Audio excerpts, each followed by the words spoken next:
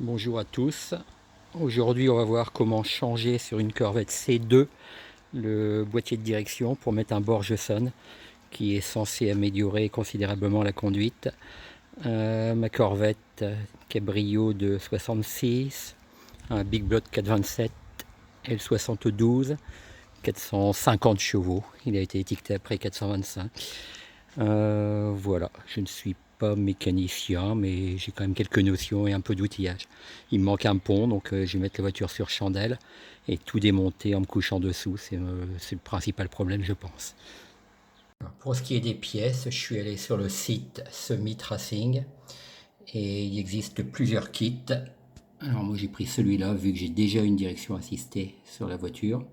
Si vous ne l'avez pas, il est toujours possible de prendre celui-ci. En plus, il y aura la pompe d'assistance et puis la poulie. Il manquera juste une courroie, mais ça se trouve à peu près partout. 900 $ à peu près pour le kit complet et le mien, 680. Bon voilà, ce que j'ai reçu est conforme au descriptif.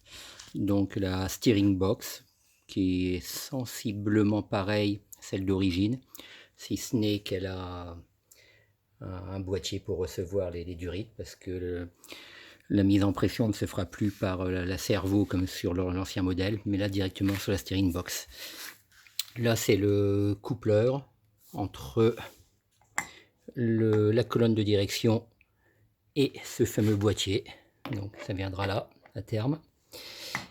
Là c'est pour remplacer l'ancienne servo, donc il n'y a plus aucune alimentation hydraulique là-dessus. Et puis les durites, donc elles sont standards, c'est universel.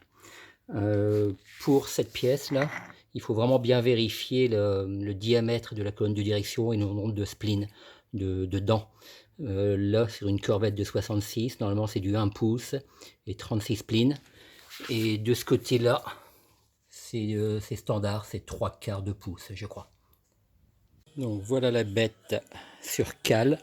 J'ai enlevé la roue avant gauche pour avoir un peu plus d'espace pour travailler. Le but du jeu étant de supprimer ce vérin là ce vérin qui ne va plus servir avec le nouveau boîtier, et puis de remplacer la servo. Attendez, voilà la servo qui est là par la pièce qu'on a vue tout à l'heure là qui sert simplement de jonction mais qui n'a plus toute l'alimentation hydraulique. Et ensuite eh bien, il faudra aller, alors je ne sais pas comment on va faire pour passer, mais la pompe hydraulique est là-bas. Il faudra raccorder la pompe hydraulique. Là on voit le retour, la sortie et le retour de la pompe hydraulique. Et bien, il faudra raccorder les nouvelles durites simplement à la steering box. Et là au-dessus, il faudra changer l'ancien boîtier de direction par le nouveau avec l'alimentation hydraulique et puis changer le raccord entre la colonne de direction et le boîtier. On va d'abord commencer par vider le circuit hydraulique, donc en dévissant ces deux tuyaux là au-dessus de la servo. C'est des clés bien sûr en inch, 7/16 pour le plus petit, et l'autre ça doit être du 1,5 ou un peu plus grand. Bon voilà, ça vidange. Des liquides bien rouges, il était bien propre. C'est-à-dire que la servo a été changée il y a 2 ans quand j'ai acheté la voiture, parce qu'il y avait une fuite à l'époque et donc elle est neuve. Donc voilà, les deux tuyaux sont démontés, ça c'est bien vidangé.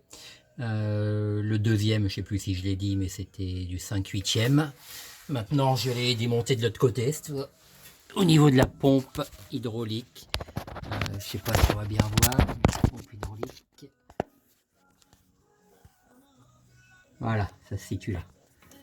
Donc le tuyau qu'on voit là, c'est le départ, c'est celui où il y a beaucoup de pression.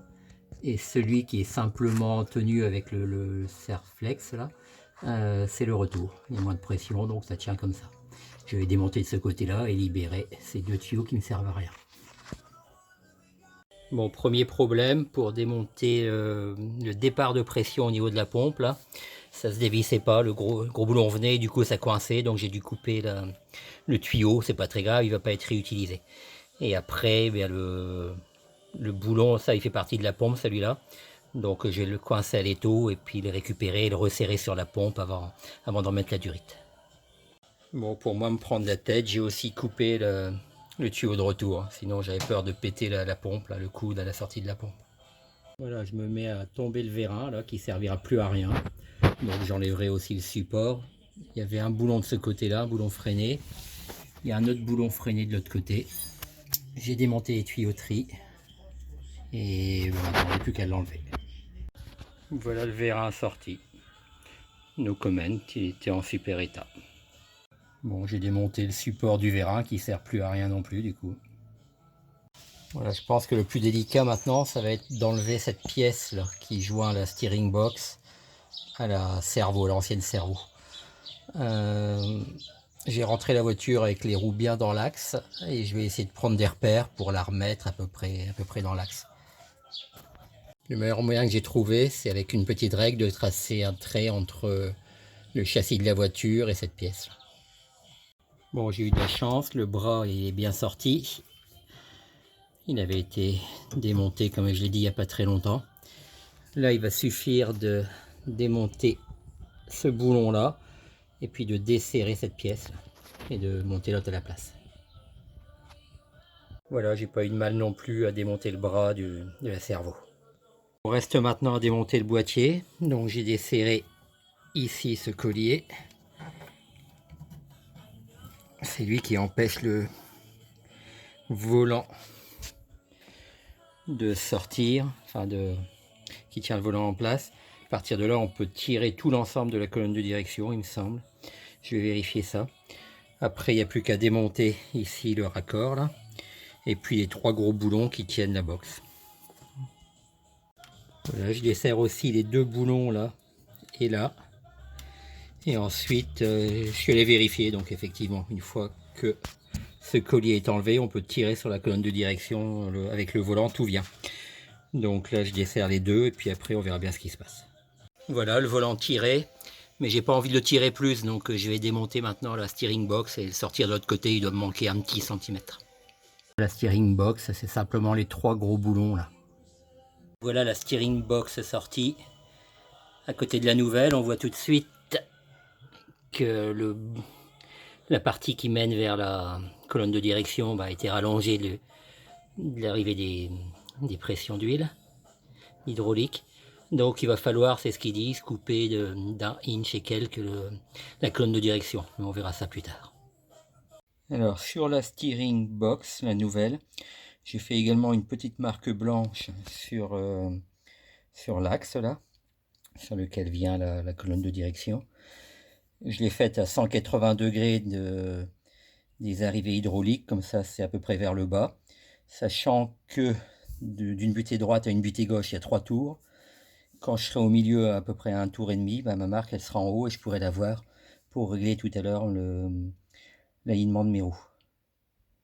Alors j'ai essayé de mettre en place le boîtier et en fait il y a la canalisation de frein qui gêne un peu. Donc je vais desserrer ça et puis je placerai et je remettrai après. Je verrai ce qu'il faut adapter. Bon, finalement la canalisation de frein a retrouvé sa place juste en forçant un peu sans abîmer du tout les tuyaux. Je vais pouvoir serrer la steering box. Avant de la bloquer, je vais quand même vérifier les canalisations, voir si ça passe bien. Bon voilà, j'ai mis les durites. Alors, celle-là, c'est l'arrivée de pression. Celle-là, le retour. Bon voilà, j'ai remonté dessous donc le bras, là, je sais pas comment ça s'appelle. Et puis la pièce qui remplace la servo. En fait là, le petit repère que j'avais fait au début ne sert à rien parce qu'il y a 4 détrompeurs. On ne peut pas la mettre autrement, elle a une position et c'est tout. Et puis j'ai pas eu trop de mal à remonter. On verra l'alignement plus tard. Il faut bien tout serrer bien sûr. Et dessous, je pense que le travail est terminé. Je vais en profiter pour graisser un peu tous les petits graisseurs, mettre un petit coup de pompe. Et voilà pour le dessous, je pourrais remonter la roue et descendre la voiture. Il n'y aura plus que la colonne de direction à adapter. Bon voilà, j'ai raccordé la box avec la colonne de direction. Vu que ça tombe pile poil dans l'axe, il y a des gens qui ont des problèmes quand la voiture a tapé, a priori qu'elle est un peu tordue. Là, aucun problème. Maintenant donc, pour trouver de combien il va falloir couper ma colonne de direction, il va falloir venir mesurer ici, cet espacement là. Et il faudra la couper d'autant, pour que le volant revienne bien se loger là-dedans, dans le logement. Bon, j'ai dû redémonter parce que ça fuit dès que je mets en marche, que c'est en pression. Et c'est bien normal, j'avais pas mis les petites ogives là. Je pensais que le kit, il n'y avait pas besoin, que c'était fait pour. Et ben non, il faut rajouter ça en plus, donc n'oubliez pas, sinon ça dégueule.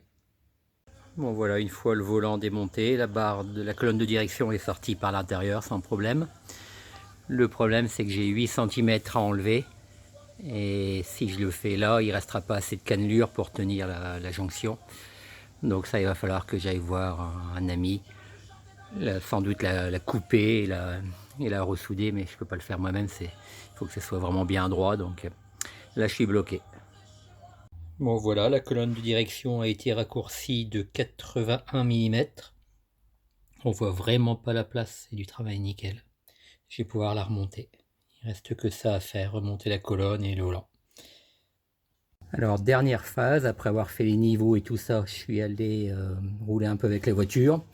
C'est super, hein, la direction c'est vraiment nickel. Par contre, c'était pas aligné, il y avait un quart de tour de plus à droite. Quand je virais à droite en partant de la voiture qui roule droite, il y avait un quart de tour de plus à droite qu'à gauche. Donc le petit repère que j'avais fait sur la steering box, eh bien, je l'ai amené au milieu, j'ai redémonté ça. Et ça se règle en serrant ou en desserrant cette pièce là. Voilà, pour amener, il faut un repère les roues droites, il faut un repère la steering box au neutre, et puis après on se débrouille à ce que ça tombe bien. Voilà, je le rentre et quand ça va bien tomber, et la roue droite et le repère au neutre, ça sera nickel. Il me restera à aligner le volant, mettre le volant droit à ce moment là, et ça sera bon. Bon voilà, l'essai, c'est vraiment super, beaucoup plus précis, moins de neutre, enfin de jeu au neutre. Donc c'est vraiment très bien quoi.